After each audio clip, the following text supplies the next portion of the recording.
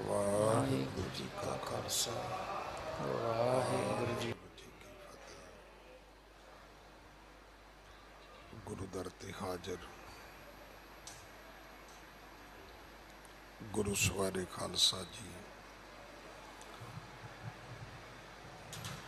आप जी वडभागे हो जो 8वें पातशाह बाला प्रीतम सतगुरु जिस डिठे सब दुख जाए इन्हां वडियाइयां दे मालक गुरु हरकृष्ण साहब महाराज जी दे पवित्र चरण छो प्राप्त इतिहासक स्थान गुरुद्वारा बंगला साहब जी की यात्रा करते हैं। जुगो जुग अटल छतर चवर तखत दे मालक धन धन श्री गुरु ग्रंथ साहिब पातशाह महाराज जी दे हजूर अपना जन्म सफला कर रहे हो। हुण समा है गुरु दरबार दे निजम अनुसार गुरु इतिहास दी चल रही लड़ीवार कथा दा अपनियां मन बिरतियां इकागर करो,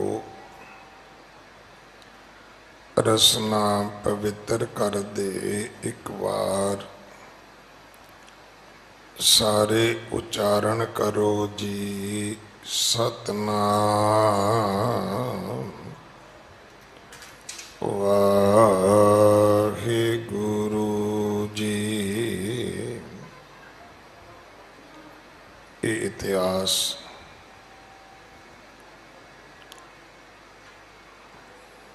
जाहर पीर जगत गुरु कल तारण आए गुरु नानक देव पातशाह महाराज जी का है। प्रसंग है भाई मरदाना जी जिन्हों कावरू देश आम रूप देश जिसनों अज की तरीक विच आपां आसाम कहने आ,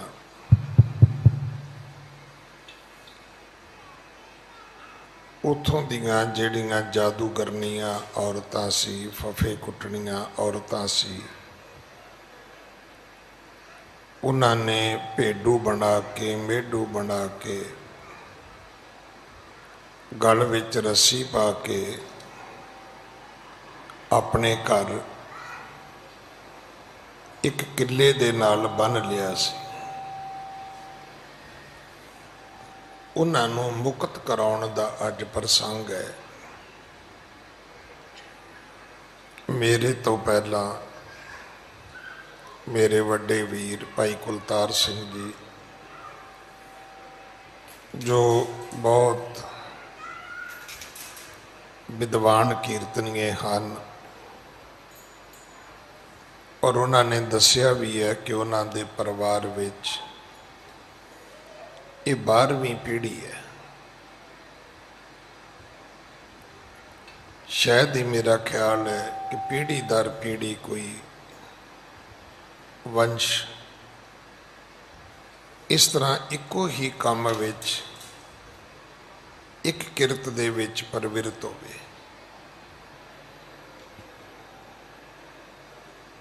हो सकता है 12 पुश्तां किसी दियां फौज विच 12 पुश्तां किसी दियां मैडिकल लाइन विच हो सकता है 12 पुश्तां किसी दियां संगीत विच या टीचिंग लाइन विच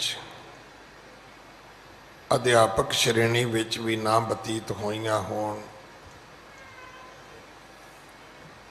सो बहुत लंबा समा इस परिवार ने ਗੁਰਮਤਿ ਸੰਗੀਤ ਆਪਣੇ ਕੋਲ ਸੰਭਾਲਿਆ ਹੋਇਆ ਹੈ ਔਰ ਇਹਨਾਂ ਦੇ ਉਦਮ ਸਦਕਾ ਹੀ ਇਹ ਮਲਾਰ ਰਾਗ ਤੇ ਆਧਾਰਿਤ ਅੱਜ ਦਾ ਇਹ ਕੀਰਤਨ ਸਮਾਗਮ ਹੋ ਰਿਹਾ ਹੈ। ਇਹ 2 ਰੋਜ਼ਾ ਸਮਾਗਮ ਸੀ, ਇੱਕ ਦਿਨ ਕੱਲ ਬਤੀਤ ਹੋਇਆ, ਇੱਕ ਅੱਜ ਹੈ। 11:30 ਵਜੇ ਸਮਾਪਤੀ ਹੋਵੇਗੀ। ਮੈਂ ਕੱਲ ਵੀ ਬੇਨਤੀ ਕੀਤੀ ਸੀ, ਇਸ ਪਿਰਤ ਨਾਲ ਇੱਕ ਤੇ ਤੁਹਾਨੂੰ ਤੇ ਮੈਨੂੰ ਪਤਾ ਲੱਗੇਗਾ, ਮੈਨੂੰ ਖੁਦ ਨਹੀਂ ਸੀ ਪਤਾ।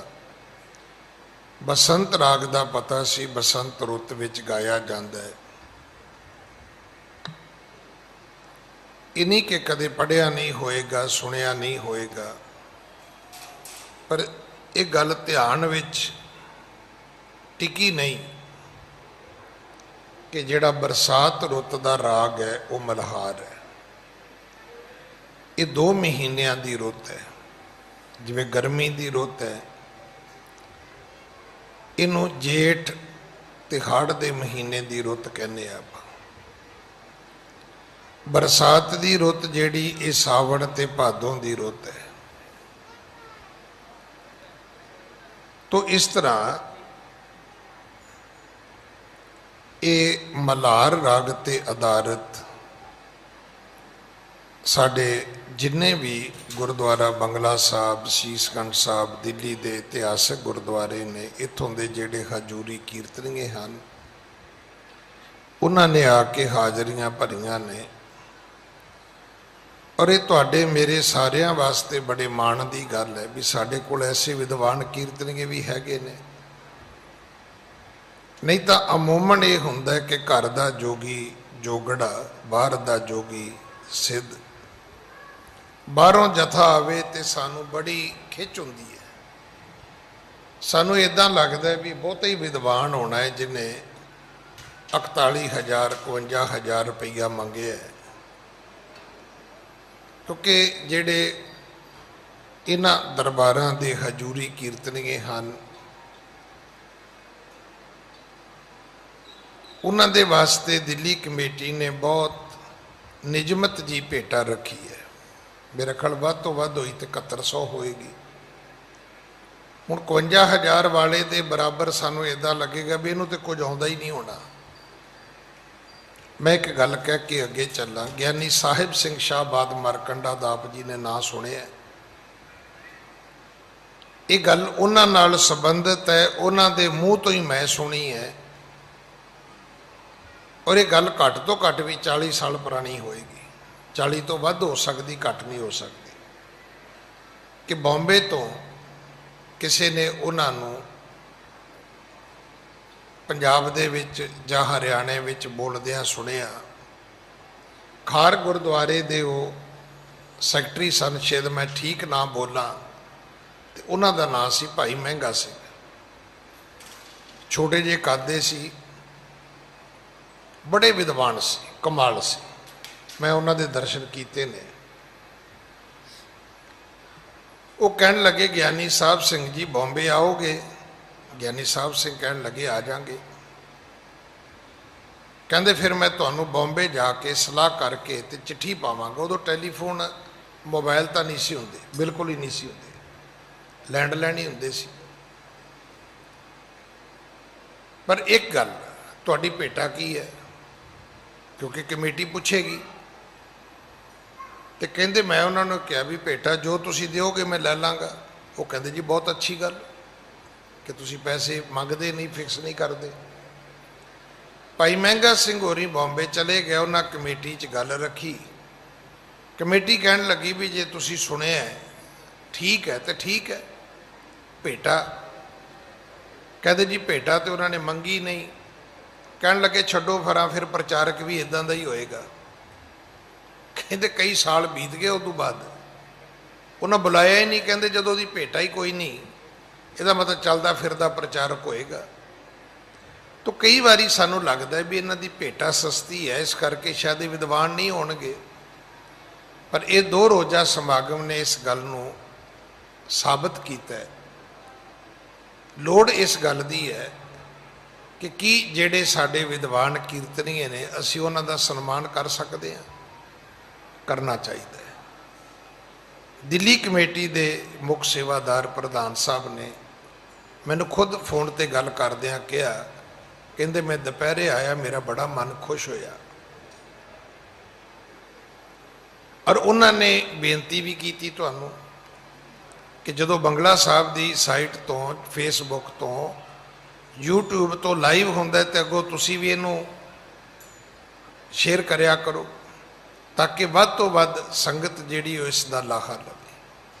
ਸੋ ਮੈਂ ਦਿੱਲੀ ਸੇ ਗੁਰਦੁਆਰਾ ਪ੍ਰਬੰਧਕ ਕਮੇਟੀ ਨੂੰ, ਧਰਮ ਪ੍ਰਚਾਰ ਕਮੇਟੀ ਨੂੰ, ਔਰ ਜਿਹੜੀ ਹਜੂਰੀ ਰਾਗੀ ਢਾਡੀ ਸਭਾ ਹੈ ਜਿਨ੍ਹਾਂ ਨੇ ਵਿਸ਼ੇਸ਼ ਕਰਕੇ ਮਲ੍ਹਾਰ ਰਾਗ ਤੇ ਆਧਾਰਿਤ ਕੀਰਤਨ ਸਮਾਗਮ ਦਾ ਉਦਮ ਕੀਤਾ ਹੈ, ਉਹਦੀ 5 ਮੈਂਬਰੀ ਕਮੇਟੀ ਭਾਈ ਨਿਰਮਲ ਸਿੰਘ ਜੀ, ਭਾਈ ਸੁਰਜੀਤ ਸਿੰਘ ਰਸੀਲਾ, ਭਾਈ ਅਮਨਦੀਪ ਸਿੰਘ ਜੀ, ਭਾਈ ਤਜਿੰਦਰ ਸਿੰਘ ਜੀ, ਭਾਈ ਜਗਦੀਪ ਸਿੰਘ ਜੀ ਔਰ ਕਨਵੀਨਰ ਜੋ ਨੇ ਭਾਈ ਕੁਲਤਾਰ ਸਿੰਘ, ਮੈਂ ਸਾਰਿਆਂ ਨੂੰ ਵਧਾਈ ਦਿੰਦਾ ਕਿ ਤੁਹਾਡਾ ਪ੍ਰੋਗਰਾਮ ਕਾਮਯਾਬ ਹੈ ਔਰ ਸਭ ਨੇ ਸੁਣਿਆ। ਖਾਸ ਕਰਕੇ ਇੱਕ ਨਵੀਂ ਪਿਰਤ ਹੈ ਕਿ ਜਿਹੜੀਆਂ ਰੁੱਤਾਂ ਦੇ ਜਿਹੜੇ ਖਾਸ ਕਰਕੇ ਰਾਗ ਨੇ ਉਹ ਸੰਗਤ ਨੂੰ ਸੁਣਾਏ ਜਾਣ। ਇਹਦੇ ਨਾਲ ਸੰਗਤ ਜਿੱਥੇ ਸਰਸ਼ਾਰ ਹੋਏਗੀ ਉੱਥੇ ਐਜੂਕੇਟ ਵੀ ਹੋਏਗੀ। ਮੈਨੂੰ ਵੀ ਪਤਾ ਲੱਗਿਆ, ਤੁਹਾਨੂੰ ਵੀ ਪਤਾ ਲੱਗਿਆ, ਆਪਣੇ ਸਾਰਿਆਂ ਦੇ ਗਿਆਨ 'ਚ ਵਾਧਾ ਹੋਇਆ। ਸੋ ਆਓ ਜੋ ਸਮਾਂ ਬਾਕੀ ਹੈ ਇਸ ਲੜੀਵਾਰ ਕਥਾ ਦੇ ਨਾਲ ਜੁੜੀਏ। ਹਾਂਜੀ। ਕੌਣ ਬਤਾਵੇ ਆਏ ਅਬੈ ਸੁਧ, ਆਣ ਛੁਡਾਵੇ ਮੋਹ ਪ੍ਰਭ ਜੀਉ। ਜਦੋਂ ਕਾਮਰੂ ਦੇਸ਼, ਕਾਮ ਰੂਪ ਦੇਸ਼, ਜਦੋਂ ਅਸਾਮ ਦੇਸ਼ ਗੁਰੂ ਨਾਨਕ ਪਹੁੰਚੇ, ਬੜਾ ਸੋਹਣਾ ਦੇਸ਼ ਸੀ, ਬੜੇ ਸੋਹਣੇ ਬਾਗ ਬਗੀਚੇ ਸੀ। ਭਾਈ ਮਰਦਾਨਾ ਕਹਿਣ ਲੱਗਾ, ਬਾਬਾ ਮੈਂ ਸ਼ਹਿਰ ਵੇਖ ਆਵਾਂ, ਬਾਜ਼ਾਰ ਘੁੰਮ ਫਿਰ ਆਵਾਂ, ਕੁਝ ਖਾ ਵੀ ਆਵਾਂ। ਸਤਿਗੁਰਾਂ ਕਿਹਾ ਨਾ ਜਾ ਮਰਦਾਨਿਆ, ਇਹ ਬੰਦੇ ਲੋਕ ਚੰਗੇ ਨਹੀਂ। ਭਾਈ ਮਰਦਾਨਾ ਕਹਿਣ ਲੱਗਾ, ਜੀ ਇਹ ਗੱਲ ਤੁਸੀਂ ਮੈਨੂੰ ਰੋਕਣ ਵਾਸਤੇ ਕਹਿ ਰਹੇ ਹੋ। ਮੈਂ ਕੱਲ ਇਸ ਕਥਾ ਨੂੰ ਰੋਕ ਕੇ ਬੇਨਤੀ ਕੀਤੀ ਸੀ ਵੀ ਆਪਾਂ ਸਾਰੇ ਹੀ ਬੱਚੇ ਹਾਂ ਔਰ ਇਹ ਬੱਚੇ ਦਾ ਇੱਕ ਸੁਭਾਅ ਹੈ, ਜਿਹੜੀ ਗੱਲ ਤੋਂ ਬੱਚੇ ਨੂੰ ਰੋਕੋਗੇ ਉਹਦੇ ਲਈ ਉਹ ਬੱਚਾ ਜ਼ਿਆਦਾ ਸਗੋਂ ਖਿੱਚਿਆ ਜਾਂਦਾ ਹੈ, ਜ਼ਿਆਦਾ ਆਕਰਸ਼ਿਤ ਹੁੰਦਾ ਹੈ।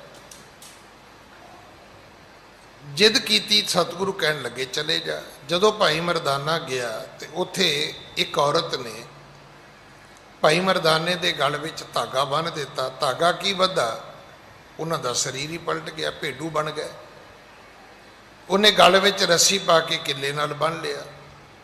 ਹੁਣ ਕਵੀ ਜੀ ਕਹਿੰਦੇ ਨੇ ਕਿ ਭਾਈ ਮਰਦਾਨੇ ਦੀ ਦੇਹ ਪਲਟ ਗਈ। ਮਾਨਵ ਦੇ ਗਈ ਪਲਟੀ ਤਬ ਏਂਡ ਕਰੂਪ ਸੋ ਦੀਸਣ ਲਾਗਾ। ਗਰੀਬ ਮੈਂ ਗੇਰ ਕੇ ਦਾਮਨ ਬੰਧਨ ਬਾਂਧ ਦਿਓ ਕਿਲਕੰਗ ਜਿਨ ਭਾਗਾ। ਰੂਪੈ ਤੇ ਸੋ ਕੁਰੂਪ ਭਇਓ ਪੁਨ ਮਾਰਤ ਨਾਸਨ ਸੋ ਫੁਰੜਾਗਾ। ਹੁਣ ਜਿਵੇਂ ਮੇਢੇ ਕਰਦੇ ਨੇ, ਭੇਡੂ ਕਰਦੇ ਨੇ, ਉਹ ਸਾਡੇ ਵਾਂਗੂ ਸਾਹ ਥੋੜਾ ਲੈਂਦੇ ਨੇ, ਉਹ ਤਾਂ ਫਰਾਟੇ ਮਾਰਦੇ ਨੇ। ਉਵੇਂ ਹੁਣ ਭਾਈ ਮਰਦਾਨਾ ਵੀ ਮਾਰਦਾ, ਦੁਖੀ ਹੋਇਆ। ਸਮਝ ਆ ਗਈ ਹੈ ਕਿ ਨਾਨਕ ਬੈਣ ਨਾ ਮਾਨੇ ਮਨੰ, ਦੁਖ ਜਾਤੇ ਸਹਾਰੋਂ ਆਪਣੇ ਪਾਨਾ। ਜੌਨ ਹਿਤੂ ਕੋ ਨਾ ਮਾਨਤ ਬੈਨ ਕੋ ਪ੍ਰਾਪਤ ਹਵੈ, ਦੁਖ ਮੋਹੇ ਸਮਾਨਾ। ਦੇਸ਼ ਨਕੇਤ ਕਹਾਂ ਹਮਰੋ ਕਿਤ ਆਣ ਫਸਿਓ ਪਰਦੇਸ਼ ਸਥਾਨਾ। ਕਹਿੰਦਾ ਮੇਰਾ ਆਪਣਾ ਦੇਸ਼ ਉੱਥੇ ਰਹਿ ਗਿਆ, ਮੈਂ ਕਿੱਥੇ ਆ ਗਿਆ, ਮੇਰਾ ਕੀ ਬਣੇਗਾ, ਮੈਨੂੰ ਕੌਣ ਛੁਡਾਏਗਾ, ਕੌਣ ਬਾਬੇ ਨਾਨਕ ਨੂੰ ਦੱਸੇਗਾ ਮੈਂ ਭੇਡੂ ਬਣ ਗਿਆ, ਕੌਣ ਦੱਸੇਗਾ ਕਿਹੜੇ ਘਰ ਵਿੱਚ ਬੱਧਾ ਹੋਇਆ, ਉਹ ਮੈਨੂੰ ਕਿਵੇਂ ਪਛਾਣਨਗੇ, ਕਿਉਂਕਿ ਮੇਰੀ ਤਾਂ ਦੇਹ ਹੀ ਪਲਟ ਚੁੱਕੀ ਹੈ। ਸੋ ਇੱਥੋਂ ਅੱਜ ਦੀ ਕਥਾ ਆਰੰਭ ਹੈ ਕਿ ਕੌਣ ਬਤਾਵੇ ਜਾਏ ਅਬੇ ਸੁਧ। ਕੌਣ ਜਾ ਕੇ ਦੱਸੇ ਬਾਬਾ ਨਾਨਕ ਜੀ ਨੂੰ ਕਿ ਆਣ ਛਡਾਵੇਂ ਮੋਹ ਪ੍ਰਭ ਜੀਉ, ਕਿ ਉਹ ਗੁਰੂ ਨਾਨਕ ਸਾਹਿਬ ਆਉਣ ਤੇ ਮੈਨੂੰ ਛਡਾ ਲੈਣ। ਹਾਂਜੀ। बोलन की शक्ति नह रही मुझ, बैन पुकार कहों बिद केऊ। ਬੋਲਣ ਦੀ ਸ਼ਕਤੀ ਮੇਰੇ ਕੋਲ ਰਹੀ ਨਹੀਂ, ਕਿਉਂਕਿ ਸਰੀਰ ਭੇਡੂ ਦਾ ਹੈ। ਹੁਣ ਮੇਢੇ ਦਾ ਸਰੀਰ ਦੇ ਵਿੱਚ ਬੰਦੇ ਵਾਲੀ ਬੋਲੀ ਤਾਂ ਨਹੀਂ ਬੋਲੀ ਜਾ ਸਕਦੀ। ਮਿਆਂ ਮਿਆਂ ਭਿਆਂ ਭਿਆਂ ਤੇ ਕੀਤਾ ਜਾ ਸਕਦਾ ਜੋ ਬੱਕਰੀਆਂ ਭੇਡਾਂ ਕਰਦੀਆਂ ਨੇ, ਪਰ ਬੰਦੇ ਵਾਲੀ ਆਵਾਜ਼ ਹੁਣ ਮੈਂ ਬੋਲ ਨਹੀਂ ਸਕਦਾ। ਕਵੀ ਜੀ ਨੇ ਇਹ ਭਾਈ ਮਰਦਾਨੇ ਦਾ ਪੱਖ ਲਿਖਿਆ। ਹਾਂਜੀ। कैसे छुटों चित बीच विचारत, आतुरता उर तारत एऊ। ਹੁਣ ਕਿਵੇਂ ਛੁਟਾਂਗਾ? ਆਪਣੇ ਚਿੱਤ ਵਿੱਚ ਵਿਚਾਰਦਾ ਹੈ। ਕੌਣ ਛਡਾਵੇਗਾ ਮੈਨੂੰ? ਕੌਣ ਜਾ ਕੇ ਬਾਬੇ ਨਾਨਕ ਨੂੰ ਦੱਸੇਗਾ? ਕਿਵੇਂ ਮੇਰੀ ਬੰਦ ਖਲਾਸੀ ਹੋਏਗੀ? ਆਪਣੇ ਮਨ ਹੀ ਮਨ ਭਾਈ ਮਰਦਾਨਾ ਜੀ ਵਿਚਾਰਦੇ ਨੇ। ਹਾਂਜੀ। जानत जो सब के घट अंतर, तौ अब श्री प्रभ आन छटेऊ। ਜਾਣਤ ਜੋ ਪ੍ਰਭ ਕੇ ਘਟ ਅੰਤਰ, ਤੋ ਅਬ ਸ਼੍ਰੀ ਪ੍ਰਭ ਆਣ ਛਟੇਊ। ਤੇ ਹੁਣ ਕਹਿੰਦਾ ਵੀ ਇੱਕ ਬਾਬਾ ਨਾਨਕ ਹੀ ਬਚਿਆ, ਕਿਉਂਕਿ ਉਹ ਅੰਤਰਜਾਮੀ ਹੈ। ਹੋ ਸਕਦਾ ਮੈਨੂੰ ਛੁਡਾ ਲੈਣ, ਹੋ ਸਕਦਾ ਮੇਰੀ ਬੰਦ ਖਲਾਸੀ ਕਰ ਦੇਣ। ਉਹਨਾਂ ਤੋਂ ਬਗੈਰ ਕੋਈ ਦੂਸਰਾ ਨਹੀਂ ਹੈ।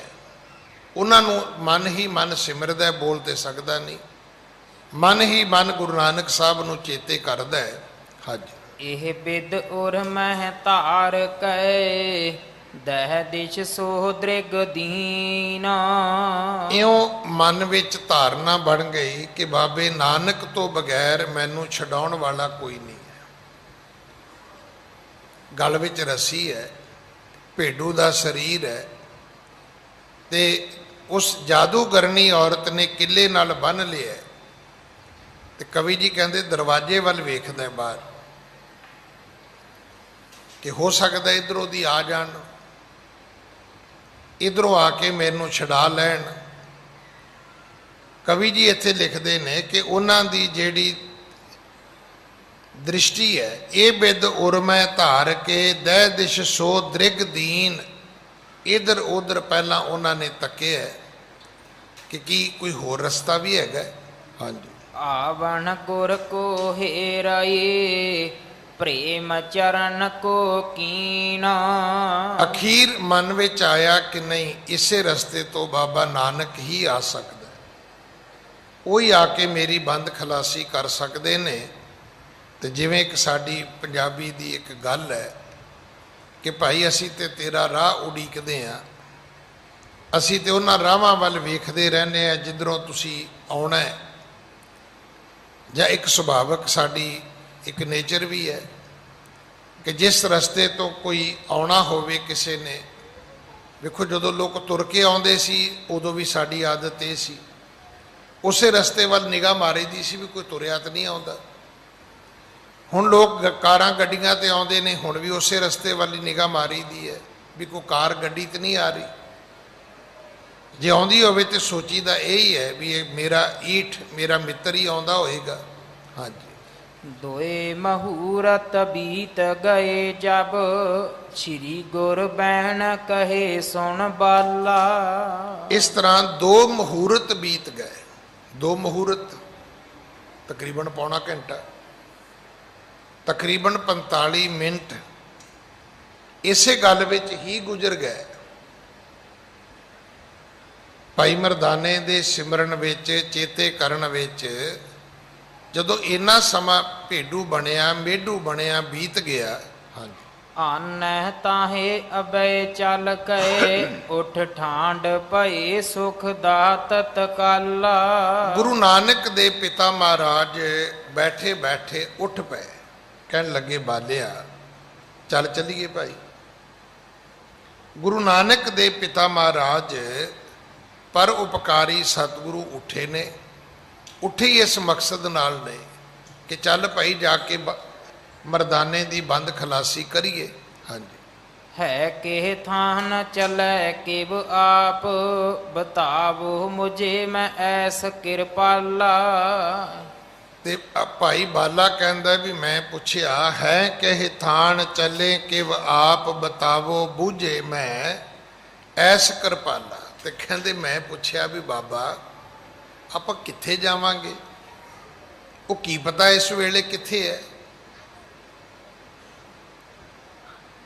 ਉਹ ਸਾਡੇ ਕੋਲੋਂ ਗਿਆ ਹੈ, ਕਿਹੜੀ ਦਿਸ਼ਾ ਵਿੱਚ ਚਲਾ ਗਿਆ ਆਪਾਂ ਨੂੰ ਕੀ ਪਤਾ ਹੈ, ਕਿੱਥੇ ਹੋਏਗਾ ਆਪਾਂ ਨੂੰ ਕੀ ਪਤਾ ਹੈ।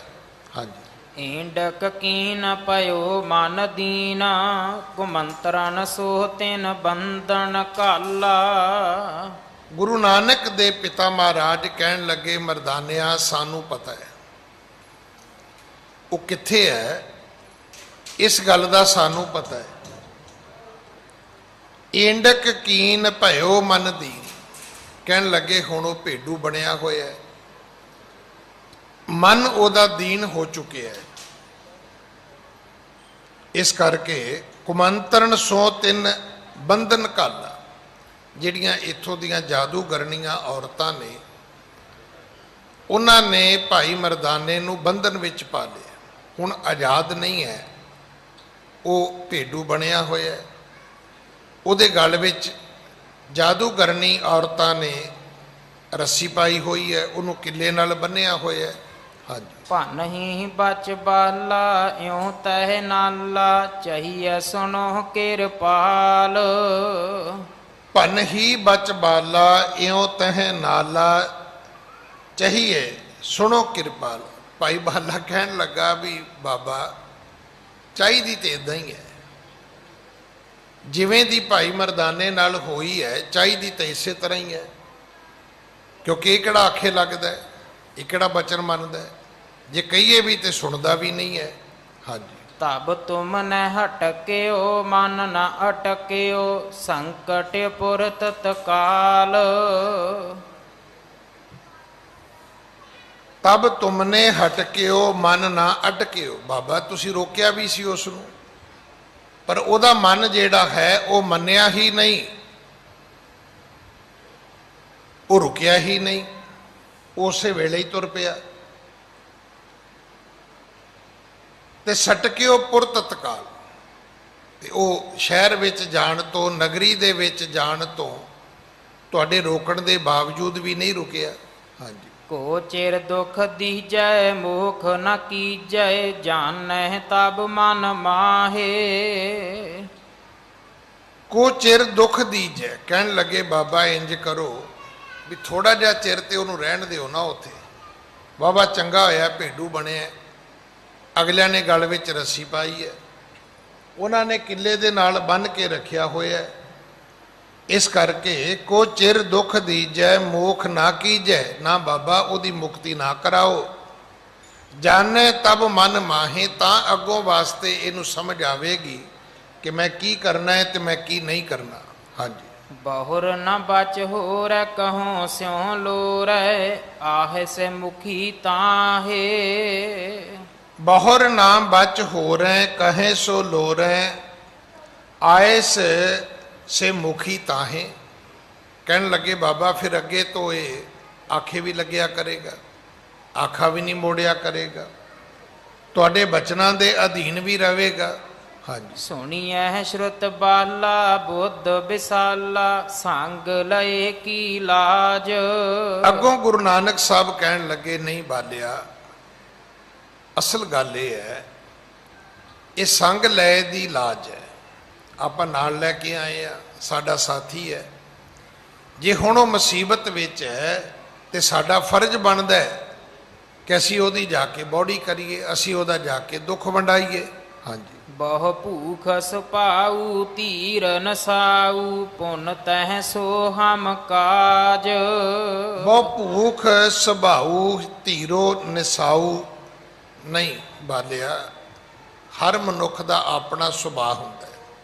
ਮਰਦਾਨੇ ਦਾ ਵੀ ਇੱਕ ਆਪਣਾ ਸੁਭਾਅ ਹੈ ਕਿ ਉਹ ਹਰ ਵੇਲੇ ਭੁੱਖ ਭੁੱਖ ਕਹਿੰਦਾ ਹੈ, ਧੀਰਜ ਨਹੀਂ ਕਰਦਾ। ਪੁੰਨ ਤੈ ਸੋ ਹਮ ਕਾਜ, ਪਰ ਉਹਦੇ ਨਾਲ ਸਾਨੂੰ ਕੰਮ ਵੀ ਤੇ ਹੈ, ਸਾਨੂੰ ਭਾਈ ਮਰਦਾਨੇ ਦੀ ਲੋੜ ਵੀ ਤਾਂ ਹੈ। ਹਾਂਜੀ। ਸਿਮਰਨ ਮਮ ਕਰਤਾ ਅਬ ਉਰ ਡਰਤਾ, ਚਲੋ ਛੁਟਾਵੇਂ ਤਾਸ। ਮਨ ਸਿਮਰਨ ਕਰਤਾ, ਨਹੀਂ ਚੱਲ ਬਾਲਿਆ ਚੱਲੀਏ, ਹੁਣ ਉਹ ਸਾਨੂੰ ਹੀ ਯਾਦ ਕਰਦਾ ਉਹਦੇ ਅੰਦਰ ਹੁਣ ਸਾਡਾ ਹੀ ਸਿਮਰਨ ਚੱਲਦਾ। ਚੱਲ ਆਪਾਂ ਨੂੰ ਜਾਣਾ ਚਾਹੀਦਾ, ਚੱਲ ਚੱਲ ਕੇ ਉਹਦੀ ਬਦ ਖਲਾਸੀ ਕਰੀਏ। ਹਾਂਜੀ। ਇਉ ਕਹਿ ਗੁਰ ਪੂਰਨ ਗਵਨਹਿ ਤੂਰਨ ਦੁਖ ਭੰਜਨ ਨਿਜ ਦਾਸ। ਇਉਂ ਗੁਰੂ ਨਾਨਕ ਦੇ ਪਿਤਾ ਮਹਾਰਾਜ ਚੱਲ ਪਏ। ਇਉਂ ਕਹਿ ਗੁਰ ਪੂਰਨ ਗਵਨੇ ਤੂਰਨ ਦੁਖ ਭੰਜਨ ਨਿਜ ਸਾਥ। ਗੁਰੂ ਨਾਨਕ ਦੇ ਪਿਤਾ ਜਿਹੜੇ ਦੁੱਖਾਂ ਨੂੰ ਦੂਰ ਕਰਨ ਵਾਲੇ ਨੇ, ਜਿਹੜੇ ਦੁੱਖਾਂ ਨੂੰ ਮਿਟਾਉਣ ਵਾਲੇ ਨੇ।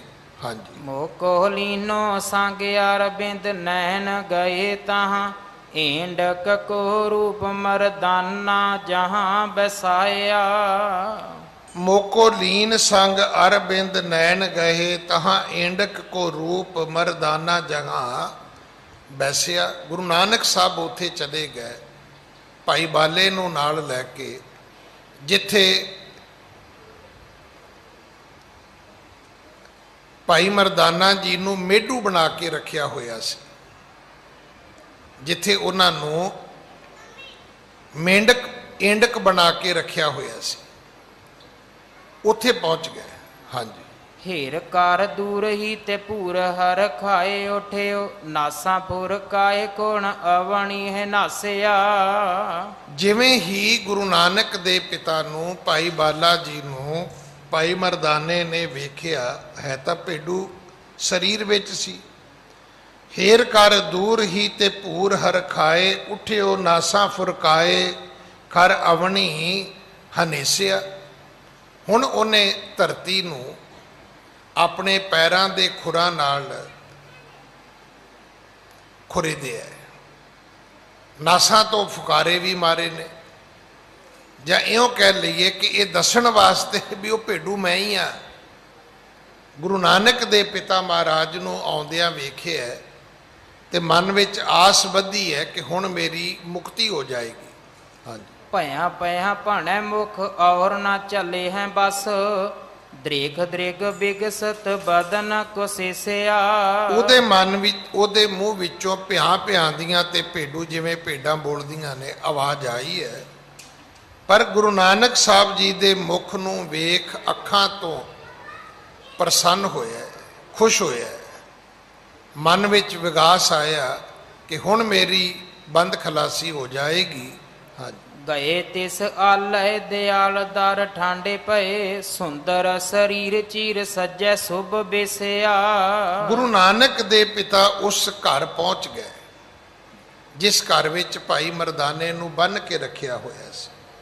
ਹੁਣ ਭਾਈ ਮਰਦਾਨੇ ਨੂੰ ਜਿਸ ਘਰ ਵਿੱਚ ਬੱਧਿਆ ਉਹ ਜਾਦੂਗਰਨੀਆਂ ਔਰਤਾਂ ਨੇ, ਔਰ ਇਹਨਾਂ ਦੇ ਕਰਮ ਚੰਗੇ ਨਹੀਂ। ਇਹ ਕੀ ਕਰਦੀਆਂ ਨੇ? ਇਹ ਦੂਜੇ ਦੇਸ਼ ਦੇ ਆਏ ਮਨੁੱਖਾਂ ਨੂੰ ਇਵੇਂ ਹੀ ਗੁਲਾਮ ਬਣਾ ਕੇ, ਉਹਨਾਂ ਤੇ ਮੰਤਰ ਚਲਾ ਕੇ, ਉਹਨਾਂ ਦੀਆਂ ਦੇਹਾਂ ਪਲਟਾ ਕੇ ਰੱਖ ਲੈਂਦੀਆਂ ਨੇ। ਤੇ ਇਹਨਾਂ ਦੀ ਭਾਵਨਾ ਜਿਹੜੀ ਉਹ ਸਿਰਫ ਕੁਕਰਮ ਕਰਨਾ ਹੈ। ਜਿਵੇਂ ਹੀ ਗੁਰੂ ਨਾਨਕ ਦੇ ਪਿਤਾ ਮਹਾਰਾਜ ਉਹਨਾਂ ਦੇ ਦਰਵਾਜ਼ੇ ਤੇ ਪਹੁੰਚੇ ਨੇ, ਗਏ ਤਿਸ ਆਲਿਆ ਦਿਆਲ ਦਰ ਠਾਂਡੇ ਭਏ ਸੁੰਦਰ ਸਰੀਰ ਚੀਰ ਸਜੇ ਸ਼ੁਭ ਬੇਸਿਆ। ਗੁਰੂ ਨਾਨਕ ਦੇ ਪਿਤਾ ਜੀ ਦੇ ਚਿਹਰੇ ਤੇ ਕਿੰਨਾ ਨੂਰ ਹੋਏਗਾ, ਕਿੰਨੀ ਲਾਲੀ ਹੋਏਗੀ, ਕਿੰਨਾ ਖੜਾਓ ਹੋਏਗਾ। ਦੇਖੋ ਆਪਾਂ ਪੰਜ ਵਿਕਾਰਾਂ ਵਿੱਚ ਰਹਿੰਦੇ ਆ, ਕਾਮ ਕ੍ਰੋਧ ਲੋਭ ਮੋਹ ਹੰਕਾਰ। ਇਸੇ ਕਰਕੇ ਨੂਰ ਖੁਸ਼ੀ ਖੜਾਓ ਸਾਡੇ ਚਿਹਰੇ ਤੇ ਆਉਂਦਾ ਹੀ ਨਹੀਂ ਹੈ। ਦਗਦਾ ਕਰਦਾ ਚਿਹਰਾ ਗੁਰੂ ਨਾਨਕ ਸਾਹਿਬ ਦਾ ਜਦੋਂ ਉਹਨਾਂ ਜਾਦੂਗਰਨੀਆਂ ਔਰਤਾਂ ਨੇ ਵੇਖਿਆ, ਉਹਨਾਂ ਦੇ ਮਨ ਤੇ ਹੋਰ ਵੱਡਾ ਲਾਲਚੀ ਹੋ ਗਿਆ। ਉੱਥੇ ਇਤਿਹਾਸ ਕਹਿੰਦਾ ਕਿ 4 ਔਰਤਾਂ ਬੈਠੀਆਂ ਸੀ ਤੇ 2 ਭੱਜੀਆਂ ਕਿ ਅਸੀਂ ਗੁਰੂ ਨਾਨਕ ਸਾਹਿਬ ਨੂੰ ਤੇ ਭਾਈ ਬਾਲੇ ਨੂੰ 2 ਜਣੇ ਸੀ ਵੀ ਇਹਨਾਂ ਨੂੰ ਵੀ ਇਸੇ ਤਰ੍ਹਾਂ ਹੀ ਅਸੀਂ ਗੁਲਾਮ ਕਰ ਲਈਏ। ਧਾਗੇ ਲੈ ਕੇ ਭੱਜੀਆਂ ਨੇ। ਤੇ ਇਤਿਹਾਸ ਕਹਿੰਦਾ ਕਿ ਫਿਰ ਇੱਕ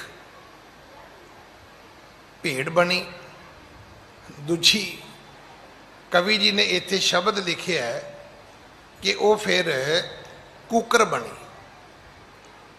ਸ਼ਰਮਾ ਵੀ ਕਹਿੰਦੇ ਨੇ ਉਹਨੂੰ, ਕੂਕਰ ਵੀ ਕਹਿੰਦੇ ਨੇ। ਜਿਹੜੀ ਗੁਰੂ ਨਾਨਕ ਸਾਹਿਬ ਦੇ ਗਲ ਧਾਗਾ ਪਾਉਣ ਲੱਗੀ ਉਹ ਫਿਰ ਕੁੱਤੀ ਦੇ ਸਰੀਰ ਵਿੱਚ ਪਲਟ ਗਈ।